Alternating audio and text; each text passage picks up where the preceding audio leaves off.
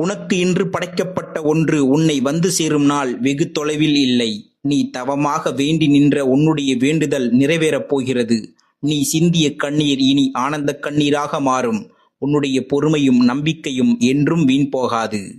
எனக்காக யாருமே இல்லை என்று நீ என்னிடமேயே சொல்கிறாய். நீ அழைத்தால் அந்த நொடியே வருவதற்கு நான் உனக்காக இருக்கிறேன். உன்னோடுதான் நான் இருக்கிறேன் என்பதை நிச்சயம் உனக்கு நான் உணர்த்துவேன். மனம் உருகி நீ என்னிடம் வைக்கும் வேண்டுதல் என்றும் வீணாவதில்லை. உனக்காக படைக்கப்பட்டது தகுந்த நேரத்தில் உன்னை வந்து அடையும். கவலைப்படாமல் இரு. இந்த பதிவு உங்களுக்கு பிடித்திருந்தால் நம்முடைய இன்ஸ்டாகிராம் பேஜான ஓம் சிவமயம் அப்படிங்கிற பேஜை நீங்கள் ஃபாலோ செய்து கொள்ளுங்கள். நன்றி, வணக்கம்.